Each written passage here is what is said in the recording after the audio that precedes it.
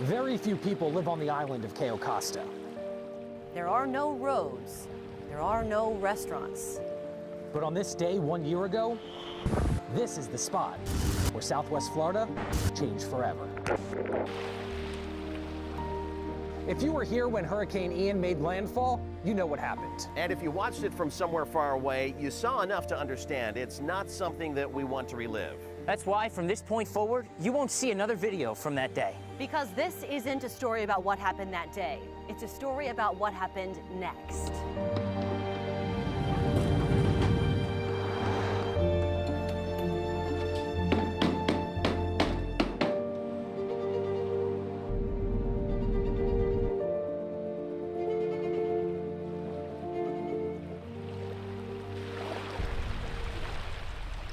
The way we see it, we're about halfway through a three-step process. Step 1, survive. We started that step September 28th of last year and finished it September 29th. Step 2, revive. That's the rebuilding process happening all around us, and it's still happening right now. Step 3, thrive. That's our goal. As far as we can tell so far, we're already well on our way. Tonight, you're going to hear from some of the people who felt like they might as well have been taken by the storm. We had 7 feet of water inside of our house. But you're also going to hear about the people who saved their lives and changed them forever. You're going to hear about Ian's devastating effects on the environment around us. That island was just devastating. But you're also going to see some of the storm's more unexpected benefits. You'll see how past failures led to present-day success. And you'll learn the names of the real American heroes, physically rebuilding our community piece by piece and day by day. I'm John Patrick. I'm Jim Dickey. I'm Jeff Harris. And I'm Meagan Miller. This is the story of how Southwest Florida went from survival to revival. So the natural question here is, where should we start? We thought it would be best to start with something we see every day, but don't often pay enough attention to. Whether you're driving to work and you see all the construction, or just casually sitting on the beach, it really seems like the construction is ceaseless. Cranes on the causeway, trucks by the beach access, those spots that used to offer peace and tranquility are now contaminated with the crack of a hammer or the bellow of a bulldozer. A small price to pay to have our paradise repaired. You and I have spent the past year trying not to think about Hurricane Ian. But for the men and women controlling these machines, thinking about Hurricane Ian is their day job. They're the ones quite literally moving mountains so we can return to normalcy. These are the real American heroes who started rebuilding just days after the storm, and they haven't stopped since. And as I found out, they don't plan on stopping until the job is done. When you drive onto Sanibel Island, in part, this is what you'll see. Businesses with their doors open, customers walking in, and really a more normal, everyday feel than many of us would have expected 365 days ago. What you're not seeing are the dust-covered rooms, the wires dangling, and the dozens of hands passing materials back and forth. Want to mount your box now? This is where the rebuilding begins. Dimly lit rooms, hard hats, sweat dripping down foreheads. A group of people determined to make Sanibel, Sanibel again. I feel pride every day that I drive over that causeway. 1,500 phone calls. Talk about being busy. Brad Nickel couldn't answer quickly enough in the days after Hurricane Ian. The most common question is how fast can we get there? And then how long will it take to either open the business back up or get them living back in their home? Everyone you see working, Brad oversees. He owns Benchmark General Contractors, a Lee County company spearheading most of the rebuild on the island. Since the hurricane, we've touched, probably just over 100 projects. We've completed somewhere around 60 to 65 projects that are hurricane-based. Doc Ford's, the Chamber of Commerce, and the Island Store. All projects Benchmark help get back up and running. While you and I do our best to put Hurricane Ian out of our minds, these men and women are working through the worst of the damage every day, even a year after the storm. Every day I drive by and I'm very prideful. And then I'll pass one of our projects and I'll see our team out there helping, put another project together, and it brings a smile to my face every day. Right now, we're standing on the first floor of the Bailey Matthews Shell Museum. Since the beginning of the year, Brad and his team have been working to get the museum back open, but it's going to take some time. The average business is probably around 9 months, depending on the level of damage, whether it was just flood or if it was wind and flood. While the island staple was a mixture of both. More than 5 feet of water flooded the ground floor.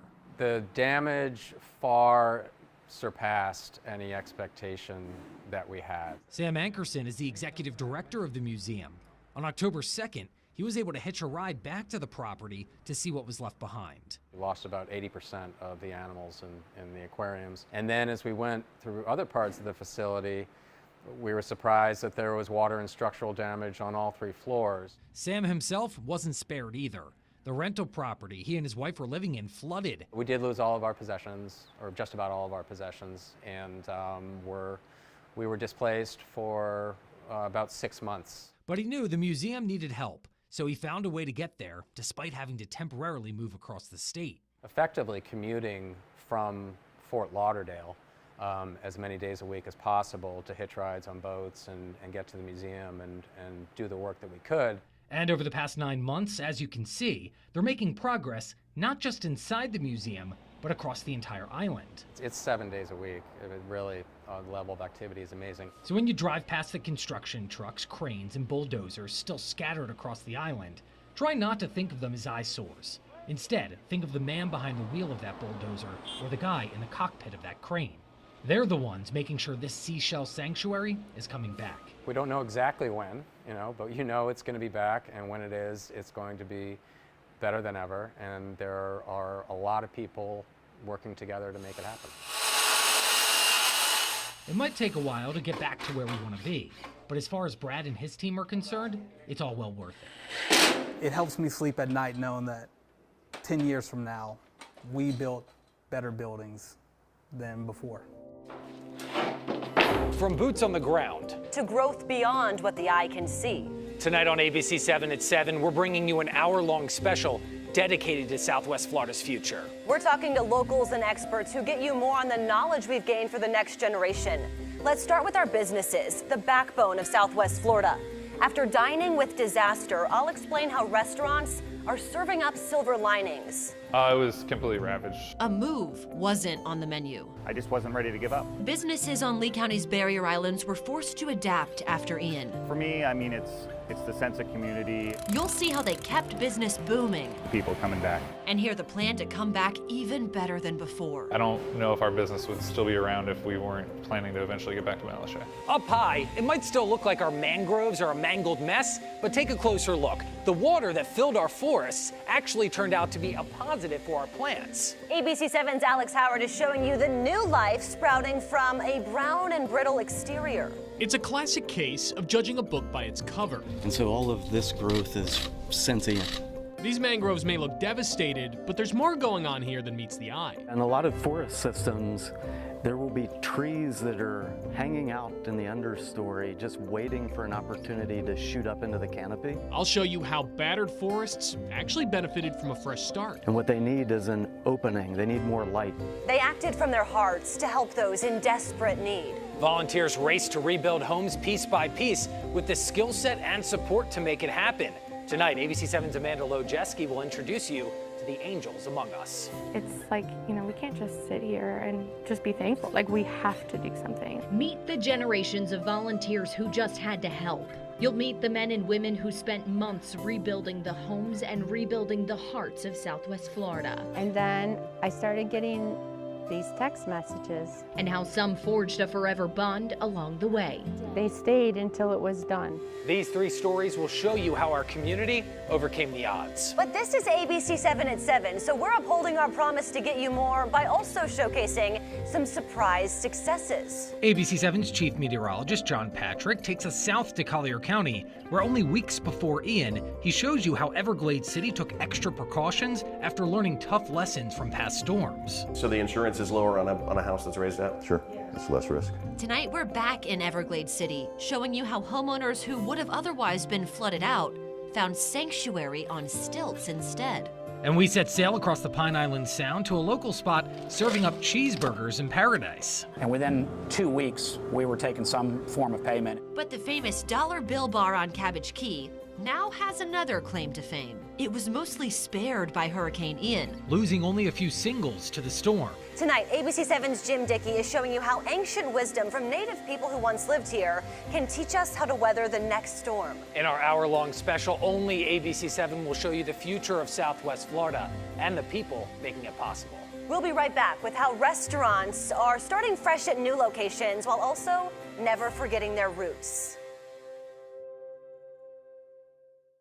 I want you to take a second and imagine your favorite place for a date night dinner. Does it look different today than it did a year ago? Is it even still standing? Unfortunately, Ian damaged so many Southwest Florida staples. Some restaurants were completely wiped off the face of the earth. But these business owners have shown us that even complete destruction can't stop them. I got the chance to talk to two local business owners, one on Matlacha and one on Fort Myers Beach. They each came up with their own unique way to keep their business booming.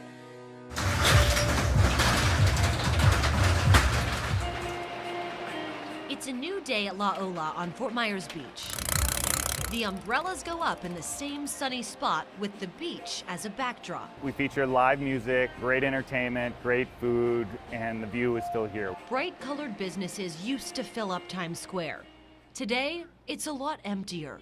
Most places are gone, but so is the rubble. You know, I'm grateful for where we are. We got a long way to go. Tom Houghton owns La Ola. It's been his life for almost 20 years. And I just wasn't ready to give up. Like many locals, he knows the recovery process can be a slow and grueling one, but it's happening. Little signs of hope. Celebrate the small victories. Ian wiped away Tom's business, but it wasn't long until he had wheels in motion to welcome you back. My head chef and I drove over to Miami and bought a food trailer. At first, we were mainly selling to guys in hard hats, and by December, we started having some of our regular customers come back. Then in January, he wheeled in what you see today. So I decided to have these 2 shipping containers built out into a bar. If another big storm rolls through, he can haul them away. In less than a day, we could disassemble what needs to be done and hook on to the trailers and pull them away one at a time. It's temporary. And it works, at least for now. I'm a tenant here and really appreciate my landlord, the Primo family, for working with me here. And because if not for them, this wouldn't be happening. But I'm hoping that in the next few years, somebody will come along with a plan to rebuild this area, and then I can be a tenant in the new construction. But with so much uncertainty, he had to come up with a plan B. A second La Ola Surfside restaurant, except this one is a bit further from the surf. At Bell Tower Shops in Fort Myers. We have our full menu there that we had before the hurricane here. Business owners across Southwest Florida have had to get creative to make a comeback. And it looks a little different for everyone. Along the calm waters of the Matlacha Pass, Hooked Island Grill still looks like it did right after the storm. Looks like it would take a gust of wind to blow it into the water. It's a shocking example of what Southwest Florida endured and the power of storm surge. I was completely ravaged. The patio was gone, the floors on the inside are gone, the whole building is leaning. Water washed away concrete, tossed around tables reserved for regulars, and turned the whole restaurant into a sunken shell of a building. That island was just devastated. You can see why the owner, Kyle Sherman, almost walked away. As soon as the hurricane happened and looking at my wife and kids kind of huddled into a hallway at my parents' house, we were pretty certain that we didn't want to ever put our family through that again. And I was ready to go put a hook somewhere else in the United States, preferably north, away from any sort of hurricanes. But when he posted the damage to Facebook, he saw an outpouring of support. Hooked meant more to a lot of people than we thought. Looking around, he didn't just see a pile of rubble hanging into the water. He saw decades of memories, livelihoods. So just days after the hurricane, Sherman went searching for a new opportunity and landed about 30 miles away. We looked at 3 different places and we were pretty sure this was the one we wanted to start again in. At Gulf Coast Town Center in Estero. We did about 12 to 20-hour days for about 3 months straight, and then had a really solid open. Kyle says moving inland was his only way to stay in Southwest Florida. But he's also got a goal to get back to Matlacha. I don't know if our business would still be around if we weren't planning to eventually get back to Matlacha. What's the plan for that building? Do you know? We don't know. We've been in close communication with our landowner for a while, and obviously with a hurricane, there's a lot of complications that come up across the board. He does know. He wants to come back even better than before. We went about twice as big here. We want to do the same thing out there. And for now, he's happy to serve up a taste of the island from his new location. Something familiar, when so much of the paradise we once knew is different than it was before. We are lucky enough to employ people from Fort Myers Beach, Sanibel, Captiva, Matlacha. We still have some original employees that travel still to come down and work for us. We've been through a ton as a community, and again, we're really thankful for all the love and support we've gotten. And I would definitely plan on seeing more Hooked Island grills in the area in the next couple of years. And as businesses across our area continue to recover, they still really need our support. So be sure to shop and eat local. Coming up next right here on ABC 7, the unexpected environmental benefits of hitting the hurricane reset button.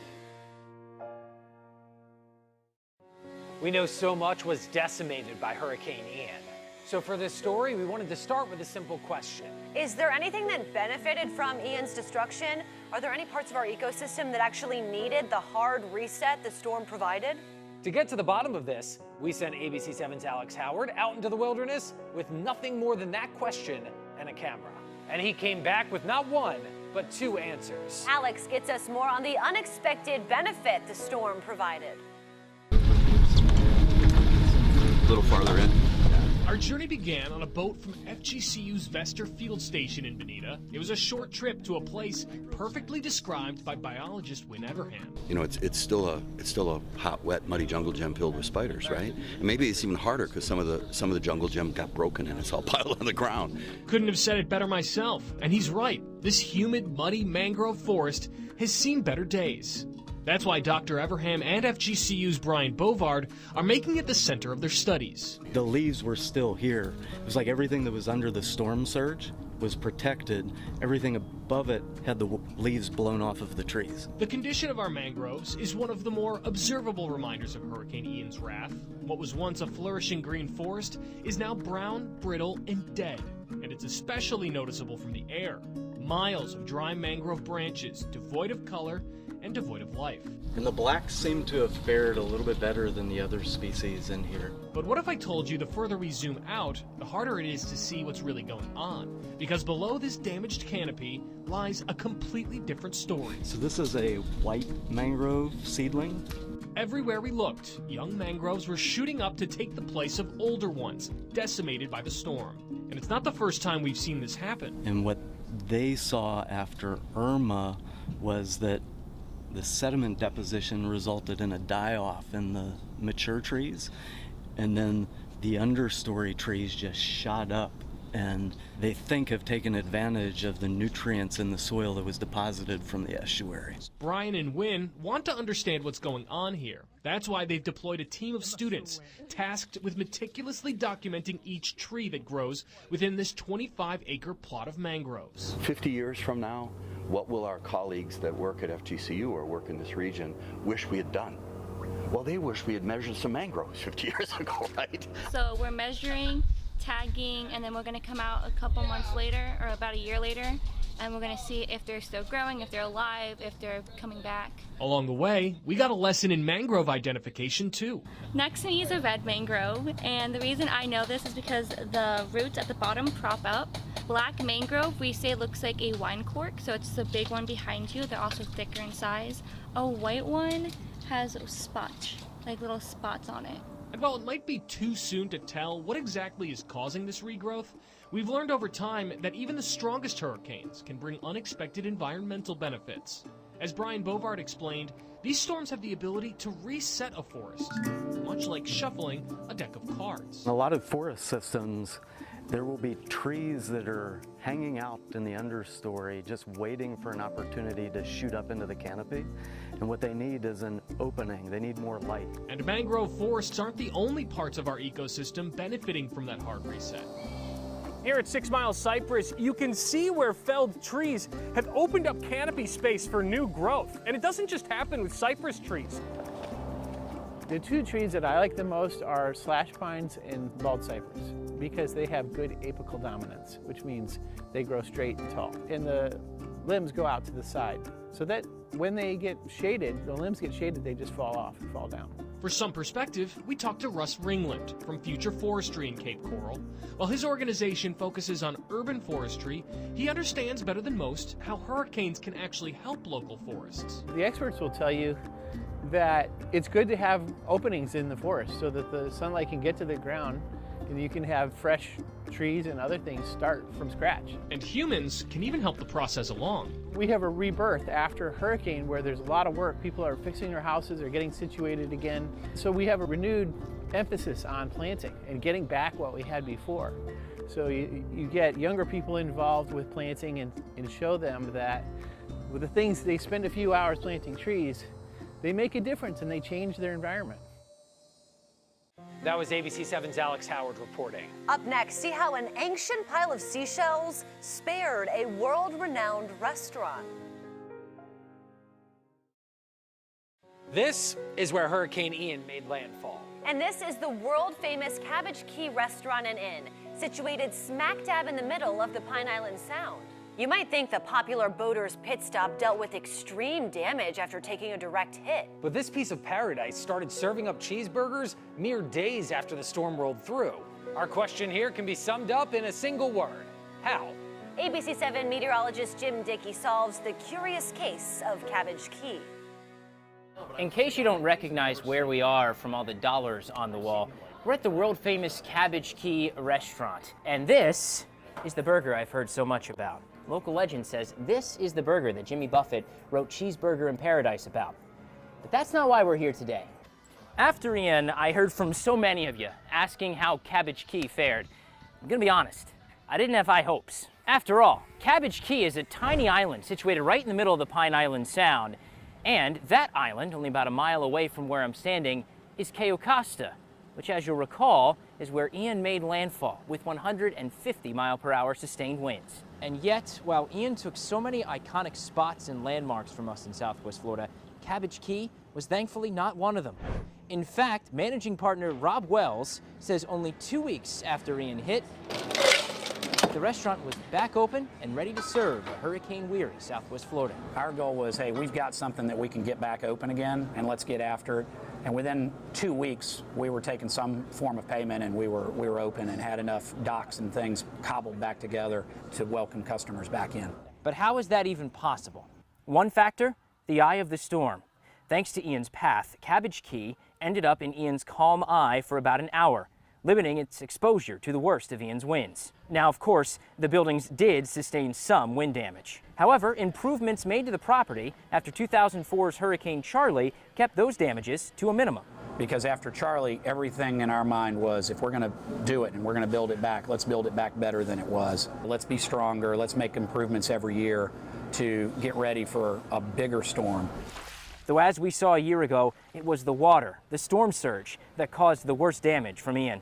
Do you have any indication of how high the water came up here? I think here it was probably 4 or 5 feet, so over the docks and into the dock houses, but not up into the buildings. You would think storm surge like that would wash right over a tiny island like this. But right when you step off the boat and onto the dock, you can see how Cabbage Key was able to withstand Ian's surge. And what's something of a rarity here in Southwest Florida, there's a pretty steep elevation rise from the dock up to the inn and restaurant. In fact, it's a 30-foot elevation rise, making this one of the highest spots in Lee County. Southwest Florida naturally is very flat, so you probably guessed this hill is man-made. It comes courtesy of the first residents of Cabbage Key, the Calusa.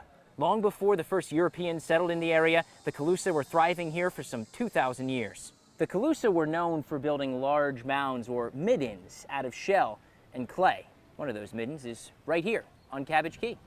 The largest of the mounds were likely over 40 feet tall, and they were really huge complexes. So the mounds served several purposes, but one of them could have been certainly keeping out of the storm surge of tropical storms or hurricanes. The inn and restaurant at Cabbage Key sit right on top of one of these shell mounds. During Ian, it provided natural protection from the rising waters. So we sit here 20 plus feet above sea level with great views, and it almost doesn't feel like you're in Florida because of the elevation out here on Cabbage Key. But you can see where it also would really be helpful when you have these big storm surges, floods, and things like that. So what lesson can we take from what happened here, or perhaps what didn't happen here in Cabbage Key during Ian? To me, it signals that we can stand up to even the worst hurricanes as long as we're strategic. When we build, we need to do so with hurricanes in mind. We build not just to withstand the winds, but taking a cue from the first humans to live and thrive here, build at elevation to physically rise above the threat of storm surge. We do that, and we can keep coming back to our favorite spots like this one for years to come. That was ABC 7 meteorologist Jim Dickey reporting. Up next, our 2,000-year transition from shell mounds to stilts. We've already established that elevating your home can protect you from storm surge, but now it's time to take that concept and push it forward into the future. We started with shell mounds, but today we keep our houses high by using stilts. Same idea, just more modern and efficient. There's no better example of this idea than Everglades City. They adapted after taking a hard hit from a different hurricane. And as you'll see, things worked out much better this time around. Chief Meteorologist John Patrick shares this town's success story. The new building code requires houses to be built 9 feet above ground level to prevent damage from storm surge flooding from hurricanes. Everglades City has been doing that ever since Hurricane Irma. A lot of the houses on this street are being built or are already built 9 feet above ground level. The whole point of this height is to keep away from the water, something you learn when you've been through a few. I had gone through Hurricane Andrew, and I came here, and 4 years later we had Wilma.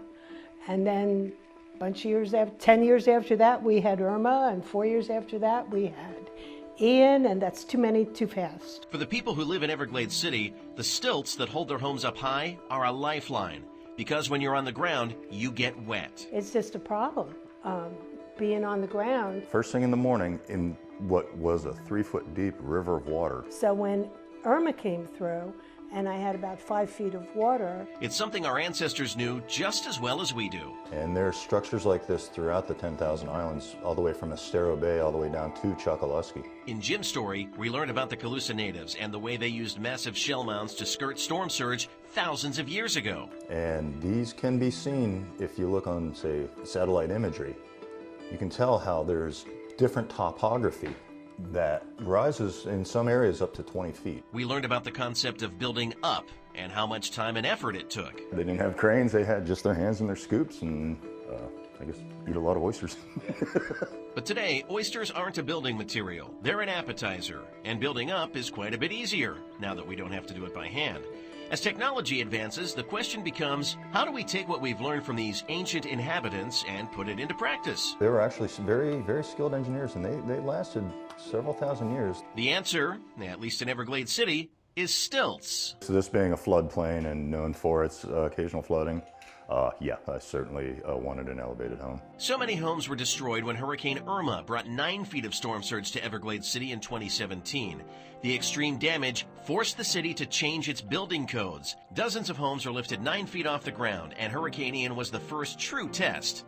According to the people who live here, it worked. All of my actual living, day-by-day living equipment, my appliances, my living space, was never in danger of getting any kind of water intrusion into it. Being up on stilts, do you feel safer from storm surge than if you had a house that was at ground level? Absolutely. And if the benefit of protecting your life and property aren't enough, the price of insurance is also a plus. Insurance is lower too. I mean, I can't imagine if people in the lower, ground level houses even get insurance nowadays. We checked with an insurance agent and he agreed. Flood insurance rates are based on, almost always are based on elevation.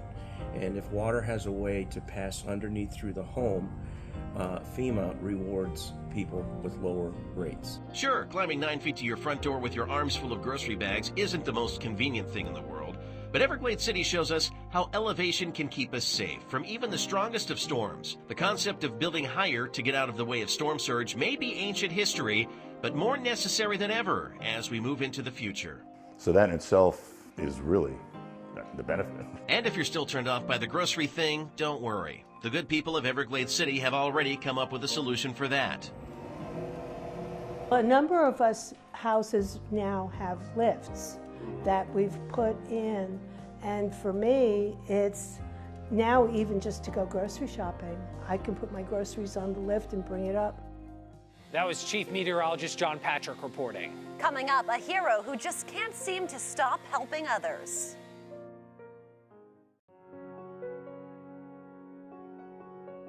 One year ago, we lived through Southwest Florida's darkest day. But sometimes it's when we're at our worst that the best people come into our lives. ABC 7's Amanda Lejeski is introducing us to an angel. Kelsey Mitchell is a wife, a mother, and a Rotarian. There's 1.3 million Rotarians all across the world. Service shaped the story of her life in more ways than one. I met my husband after Hurricane Irma volunteering. It was a culture that we set within our family. That's what we wanted our kids to know, is like, this is how you give to people. This is how you serve your community. What she learned from the Rotary Club, she applied to her family. So when Hurricane Ian destroyed our community, the Mitchells skipped the morning and went to work instead. I knew alone we couldn't make a huge impact, but if we worked together, it could be anything. And work together they did. Rotarians across the globe stepped up to the plate, sending semi-trucks full of supplies to Southwest Florida. We had 2 disaster relief trailers that were fully stocked with supplies. You could probably have about 50 volunteers working out of one trailer, but I guess when you have the heart for something, it just shows up. Kelsey certainly showed up, but she didn't stop there. How did we meet Kim and Doug? Oh, Kim and Doug. Gosh, so before I met Kim and Doug, we were working in Harlem Heights. Part of her relief responsibilities included searching for new areas in our community that needed help from the Rotary Club. That's what led her to this community on Fort Myers Beach. I think I sent 100 text messages, like all within a few minutes of like, hey, my name is Kelsey Mitchell, I'm with Rotary, do you still need help on your house? I started getting these text messages. My wife, being the skeptic, said, is this a scam? When Kim was texting me back and she was like, are you a scammer? I'm like, oh, no, duh, Kelsey, you should be calling these people. So she picked up the phone and let Kim and Doug know she would be at their house the next day with a crew to clean up Ian's mess. And oh boy, we had 7 feet of water inside of our house. And 8 feet outside. Their backyard and pool filled with belongings that didn't belong to them. I had bedroom sets and couches, and I had someone's dining room table in my pool. Someone's picnic table was in my pool. No wake, not even one from Ian's strong storm surge, can break these two. It could have broken the home the couple's owned for 10 years, but Kelsey and her family made sure that didn't happen. She came with her husband and some other people from the Rotary. Her children come with her, and they showed up with tools and like shovels and rakes and wheelbarrows and chemicals to spray the mold. They handed out industrial fans, dehumidifiers, anything and everything needed to save this home. But don't take it from me, just ask Doug and Kim. And they worked all the drywall out. They worked from like 8 o'clock in the morning till like 6 o'clock at night. Yep. And we cleaned out my whole house. Quite literally cleaning from the floor to the ceiling. I didn't have to replace the fan, but the water went right to here. Oh wow, you can see the discoloration. Yeah, this is all rusty. It's rusted. They stayed until it was done. Yeah, one day. Kelsey and her team of Rotarians didn't just save this home. Kelsey and her team just went right down the street and just helped everyone. 6 houses. We did that house right there with the black roof. We did this house. We did the basement of this one, that one across the street, and the one down on the end. They couldn't save every house on the block, but they tried. When you live to help others, it can be tough to hear that a home is beyond repair. But that's when Kelsey looked to her newfound friends for support. Kim and Doug will forever be very, very close to my heart, and they will forever be my friends because we created a bond through serving each other, and they don't even realize, but they helped me just as much as I helped them. I needed that encouragement that they gave me because there were days where it was really hard. Doug and Kim say offering encouragement was the least they could do. Where would this community be without those volunteers, do you think? Oh boy. We'd still be a total disaster still.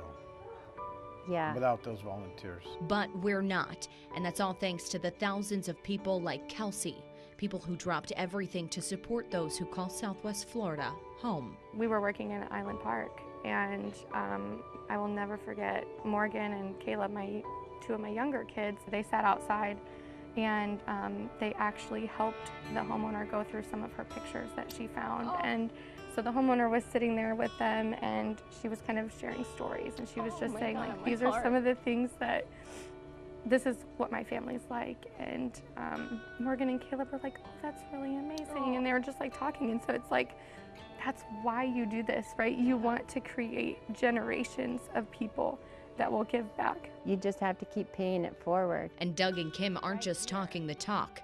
This story comes full circle. And Doug and I joined the Rotary because we wanted to pay it forward because they saved our lives. Literally saved our lives. Just like the flamingos on their mailbox, whether it's one leg or two, Doug and Kim are still standing, but they'll never forget the person who helped them when they needed it most. Anything you want to say to Kelsey? We love you. Thank you. We just spent the last few minutes highlighting one person, but we know there are so many of you who have done so much for our community. We want to thank you for allowing us to share your stories and for giving us all hope for the future of Southwest Florida. We feed over 1,000 people for free every day. It's a full-time job. There's need every day that's not met. Depicting our vibrancy through art. It kind of took off. Everybody really enjoyed seeing her. This man does a lot for the island. Documenting our revival for future generations in a book. There's stories of humanity, there's stories of survival, there's stories of heroism. And this will work out amazingly. I don't know how, but it will be amazing. And through song. We're all still here. You invited us into your home, and now we want to invite you into ours. The ABC7 newsroom and studio, where we rode out Hurricane Ian, just like many of you. As we make our way to the studio, you'll pass by my desk. And mine. And we'll also pass by the edit bays. Where right now the editors are hard at work, but during Hurricane Ian, it doubled as one of my bedrooms. What's good, y'all? I don't even know what time it is. But I'm safe, Hudson's safe, sleeping. I don't think I can flip the camera, but basically in a box and whatnot. It's just one of our, where we edit stories and stuff. Just down this hall, you'll find our studio where just about 5 seconds we'll be live. So we better get back to the desk.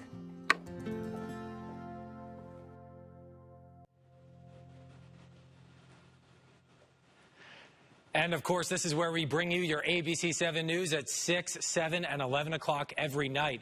And I know that Megan and I just touched on it a little bit here, but everywhere across Lee County in Southwest Florida, we had so many different people that were helping everyone throughout Hurricane Ian. And of course, we just want to say thank you. Everybody here from ABC7 wants to say thank you for everything that you did for us during that time. And so many volunteers continue to feed people, to help people clean out their homes. I mean, there are so many people who haven't really even started the process, just waiting on insurance, things like that. We know it's difficult for a lot of you still. And I mean, we think about you constantly. I know it's been heavy on my heart today, of course, also thinking about the lives lost. I mean, as we move forward, that is something we will continue to remember, and we will never forget that and what people lived through. JP, of course, you were a saving grace for a lot of people, and we want to thank you for you and our team of meteorologists. Everything that you did. Keeping people informed through such a horrific day. And, you know, this is something that is, you know, we've gone through a year and there's been a lot of rebuilding, but this is going to be a process that's going to take years to get back to some sort of normal. And when you were walking through the edit bays in the newsroom and talking about the areas where we would sleep, one of the lessons learned about sleeping quarters here at ABC7 that I learned after Hurricane Irma, I thought that this was in the old studio. There used to be a monitor right here, and then behind it was a nice, dark, you know, draped area that I thought would be wonderful to sleep in. Didn't realize that we would be on the air a whole night long. So for Ian, I actually slept upstairs in the traffic department. We learned lessons. Yes. Lessons learned, yes. Each time. Yes. And I mean, Amanda, Alex, Jeff, I know, you know, all of us have been out in the field as well. It's been a lot to see our communities go through this, and we're all going through it with you. Yeah, and I think the best part of it is, you know, each of us kind of looks at this storm through a different lens, right? I mean, you saw it with all these different packages. For me, obviously, you know, seeing the regrowth, the rebirth of those mangroves and the reset of our ecosystems is a big part of it, but also just the stories of heroism, heartbreak, all of it. I mean, to be there and part of it, and I mean, Amanda, you've seen it firsthand too. And real quick, we do want to make sure we thank our photographers, John Wicks and Chris Noonan. They have been out in the field. They have been working really hard on this special for you. And thank you for watching.